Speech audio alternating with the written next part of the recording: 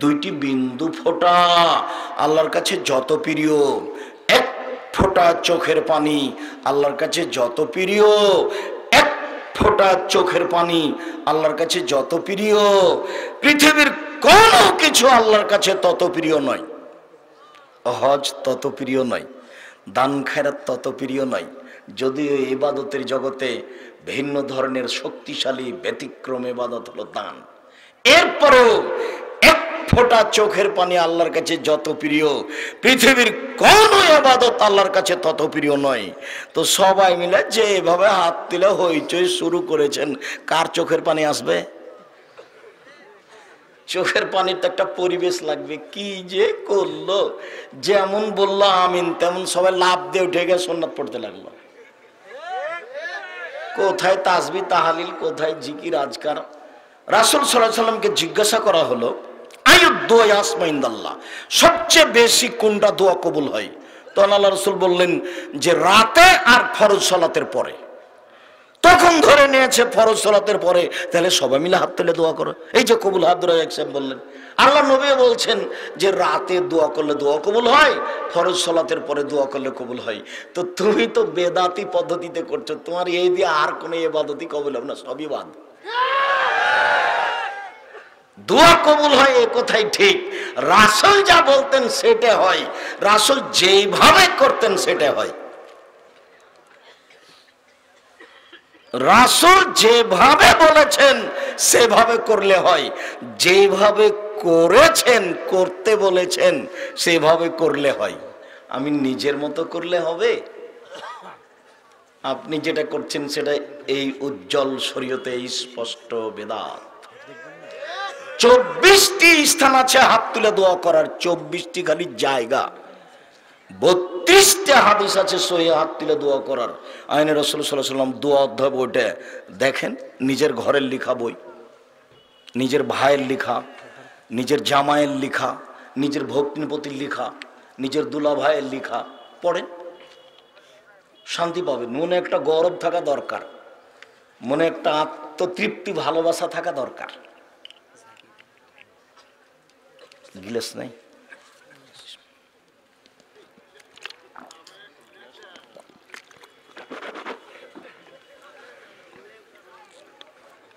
সম্মানিত দ্বীনী ভাই বোন, আবু হুরায়রা রাদিয়াল্লাহু তাআলা আনহু বলেন, রাসূল সাল্লাল্লাহু আলাইহি ওয়াসাল্লাম বলেছেন,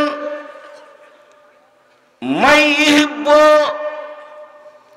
আই ইস্তাজিবাল্লাহু তাআলা দুআ, কেউ যদি ভালোবাসে যে আল্লাহ তার দোয়া কবুল করুক, ফিসাদায় বিপদে পড়ে, বিপদে পড়ে চাই যে আমার দোয়া কবুল করুক। আল্লাহ আমার ছেলে বিপদে পড়েছে, তুমি দোয়া আমার কবুল করো। আল্লাহ আল্লাহ আমি খুব বিপদে পড়েছি, তুমি আমাকে উদ্ধার করো। এই বিপদে পড়ে যে দোয়া কবুল করা আল্লাহর কাছে চাই, ভালোবাসে, ফায়ুকসুর দোয়া ফির রাখায়, যখন সে ভালো আছে তখন যেন বেশি বেশি দোয়া করে, যখন সে ভালো আছে তখন যেন বেশি বেশি দোয়া করে, যখন ও ভালো আছে তখন যেন বেশি বেশি দোয়া করে, যখন কোনো সমস্যা নেই তখন বেশি বেশি দোয়া করলে কোন সময়ে দোয়া কবুল হবে? তাড়াতাড়ি বিপদে। মনে থাকবে না মনে হয়? ইনশাআল্লাহ। তাহলে ভালো অবস্থায় দোয়া করেন বেশি বেশি, তাহলে বিপদে পড়ে যদি বলেন আল্লাহ বিপদে পড়েছি বাঁচাও, তখন আল্লাহ কবুল করবেন। আর এ তো মহিমাগঞ্জ বাড়ি যৌতুক নিয়েছে, এর দোয়া তার কবুল হবে না।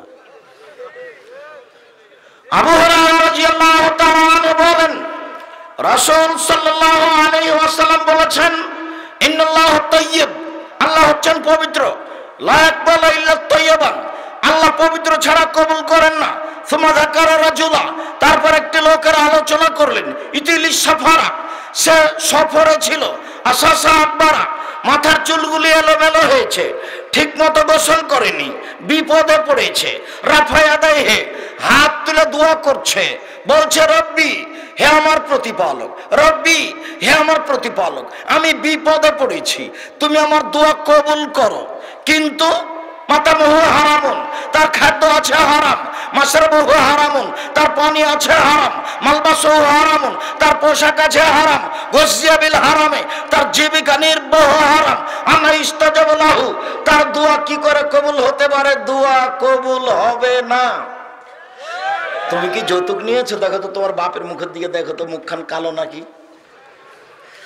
যৌতুক নেওয়া হলে তো ওটা হবে না, দোয়া কবুল হবে না। যৌতুক ফেরত দিতে হবে। 24 ঘন্টার মধ্যে তোমার বাপকে যৌতুক ফেরত দিতে হবে। বাপ বেটা ভিক্ষে করে খাবা, ভিক্ষে করে খাবা। ময়মনগঞ্জ স্টেশনে যাবা, বাপ বেটা ভিক্ষা চাইবা, দিয়ে দেবে। ভিক্ষা করবা কেন? বাপ বেটা ময়মনগঞ্জ স্টেশনে যাবা, মানুষের ব্যাগ বোকটা তুলে দিবে, টাকা দিবে সবাই। সন্ধ্যা দেখবা যে 500-600 টাকা হয়ে গেছে। তোমার 500, তোমার বাপের 500, 1000। ভিক্ষা করে খাওয়া কেন? আমি ভিক্ষা করে খাওয়ার জন্য বলিনি। আমি বলেছি ভিক্ষা করা টাকা দিয়ে চাউল কিনে ইবাদত করলে, ভাত খেলে ইবাদত করলে ইবাদত কবুল হবে।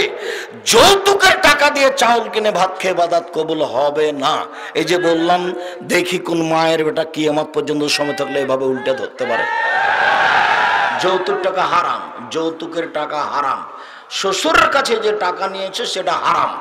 আরো জরুরি যে গাইবান্ধা গোবিন্দগঞ্জ মানে হলো এই যে বোনকে জমি দেবে না, বোনকে জমি দেবে না।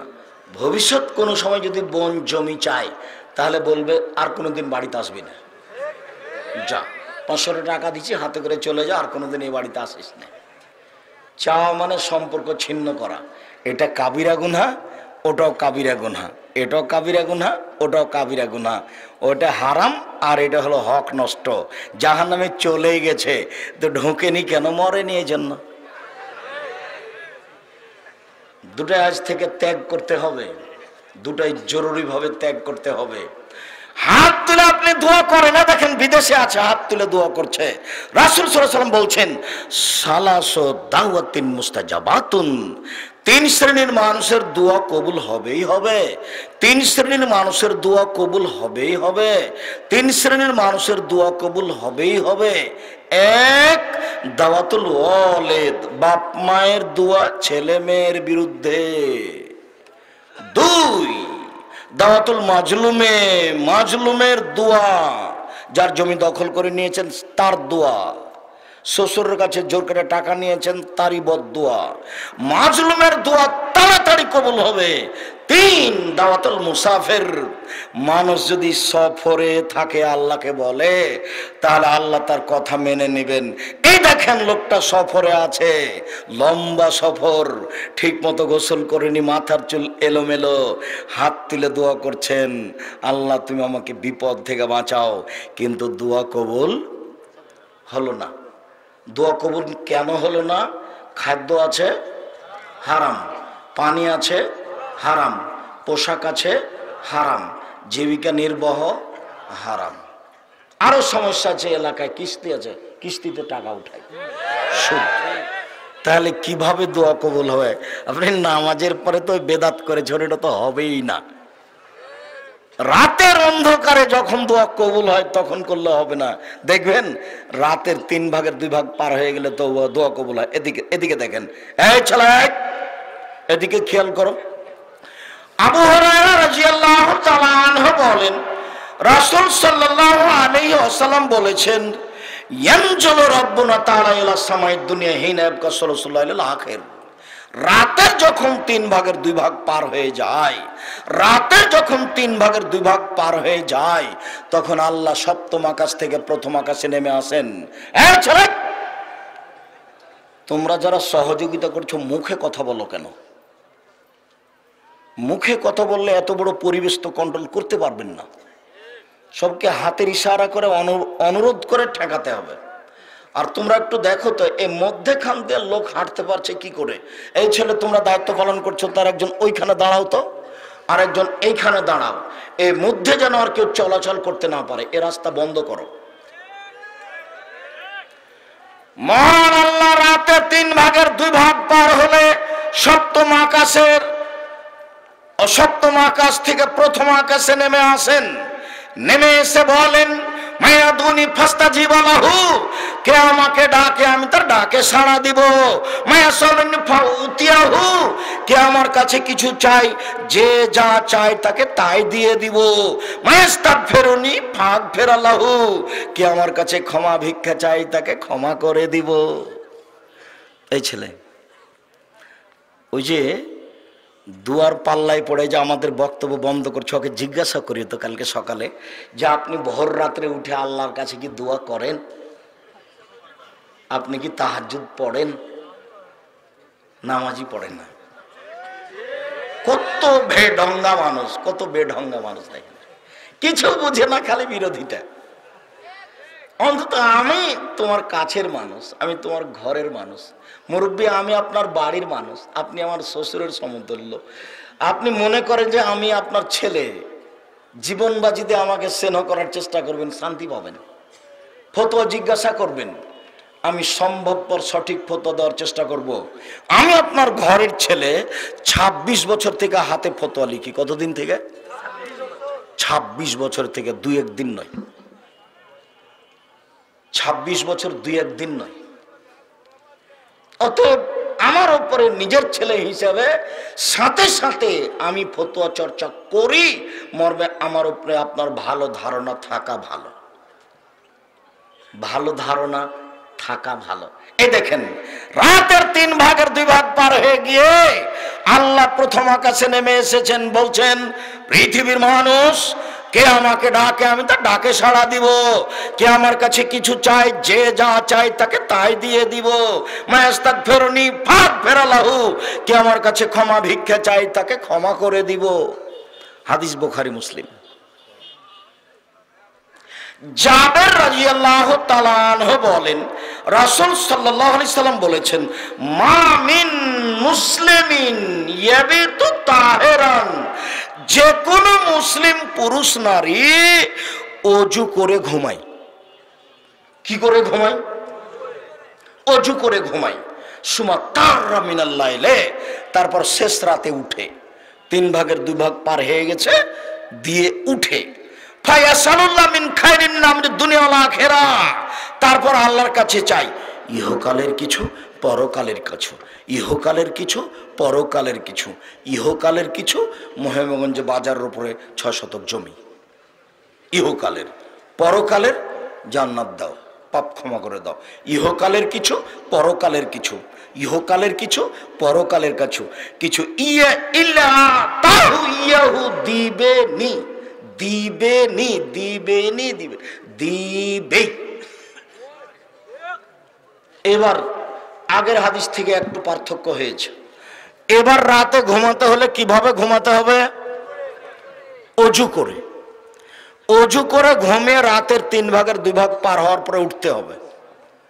উঠে এখন ওই পদ্ধতিতে বলতে হবে, তাহলে আল্লাহ দিবেনি, দিবেই দিবে। এ কথা মুহাম্মদ সাল্লাল্লাহু আলাইহি সাল্লাম বলেন।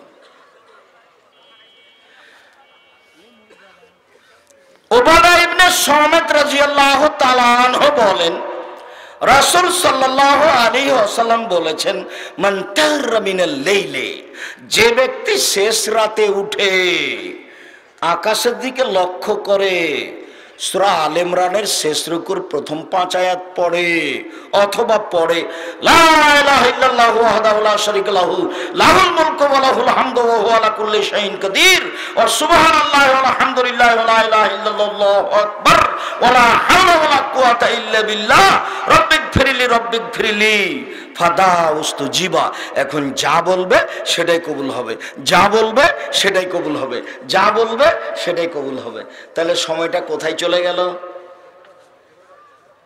বুঝা গেল না? মনে হয় শেষ রাতে গেল। আবার উঠে কি পড়তে হবে? এই দোয়াটা মুখস্থ আছে তো?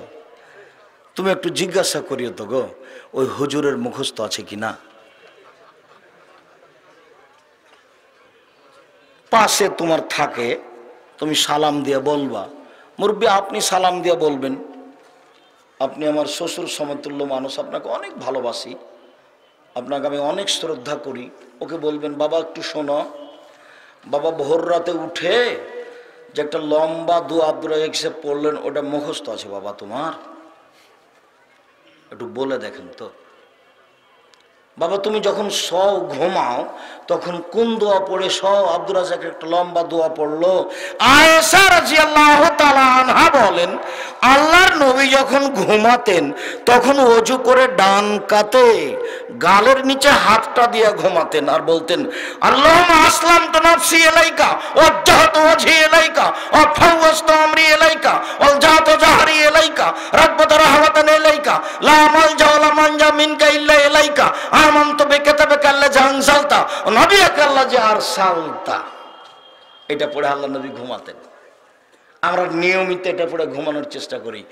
তুমি একটু হুজুরকে বলে দেখো তো গো, এই ছেলে তুমি একটু বলে দেখিও তো, কালকে সালাম দিয়ে বলিও ঘুমানোর দোয়া বলেন তো হুজুর, ঘুমানোর দোয়া বলেন তো। তো হুজুর বলবেন আল্লাহুম্মা বিসমিকা আমতাওয়াহিয়া। না রে, না না না, এটা নয়, এটা নয়, এটা নয়, এটা নয়। কি তাহলে? আয়াতুল কুরসি? না না, এটা নয়, এটা নয়। কি তাহলে? সূরা বাকারার শেষ 2 আয়াত? না না, এটা নয়, এটা নয়, এটা নয়। একটা লম্বা দোয়া আপনার মুখস্থ নাই না কি? বলেন একটু, তুমি একটু বলবে। আমি তুচ্ছ মনে করিনি তাকে, তার ভিতরে হিংসা বিরাজ করছে, এটাই আমি বলতে চাচ্ছি। তিনি একজন আলেম মানুষ, তাকে আমি সম্মান করতে চাই, যথাযথ তাকে মূল্যায়ন করতে চাই। আমার বাসা গেলে আমি বিমানবন্দর পর্যন্ত তাকে স্বাগতম জানাবো, আমি জানানোর চেষ্টা করি। এই সম্মেলন 3 লক্ষ টাকা খরচ আছে প্রায়। জামিয়া সালাফিয়া ডাঙ্গিপাড়া সম্মেলনে 12 লক্ষ টাকা খরচ হয়। রূপগঞ্জ নারায়ণগঞ্জে 15 লাখ টাকা খরচ হয় একটা সম্মেলনে। আমি আলেম ওলামাকে বিমান যাতায়াত টিকিট করে দিই, গাড়ি থেকে বিমানবন্দর থেকে প্রতিষ্ঠানে নিয়ে আসি, 10 জন 15 জন করে তাদের সেবা করার জন্য লোক রাখি, কোনো প্রকার যেন অসুবিধা না হয়। এরপরেও তাকে একটা পর্যাপ্ত পরিমাণে টাকা দিয়ে দিই, যার কারণে যাতে করে ও মনে কষ্ট না পায়। তো তোমার হুজুরকে আমি বিমানবন্দর থেকে স্বাগতম জানাবো, আমার পক্ষ থেকে কোনো প্রকার সংকীর্ণতা নাই। আমি মানুষের জন্য দেউলিয়া হয়ে আছি, আমি নিজের কিছু করিনি, করাও প্রয়োজন মনে করিনি। দিনরাত জাতির সেবায় আছি, 24 ঘন্টা আছি। আমি তোমার হুজুরকে যথাযথভাবে সম্মান করতে চাই, লাফ দিয়ে উঠে আমি তাকে সম্মান জানাবো। মনটা একটু বড় করতে বলো, হিংসা কমাতে বলো। হিংসা করলে মান সম্মান খেয়ে যাবে, রক্ষা হবে না।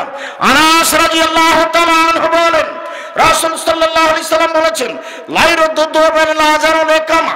আযান ইকামতের মাঝে দোয়া ফেরত দেওয়া হয় না। আযান ইকামতের মাঝে দোয়া ফেরত দেওয়া হয় না। আযান ইকামতের মাঝে দোয়া ফেরত দেওয়া হয় না। এই যে নুদি আলিস সালাতে ফাতাতাবু সামায়ে, যখন আযান দেওয়া হয় তখন আকাশের সব দরজা খুলে দেওয়া হয়, উস্তিজিবাত দোয়াও। এখন যে দোয়া করা হয় সেটা কবুল হয়ে যায়, এখন যে দোয়া করা হয় সেটা কবুল হয়ে যায়।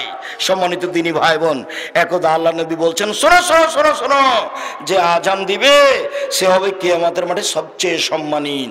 শোনো শোনো শোনো, যে আজান দিবে তার আজান যত মানুষ, পশু প্রাণী, জীব জন্তু, কীট পতঙ্গ, পদার্থ শুনতে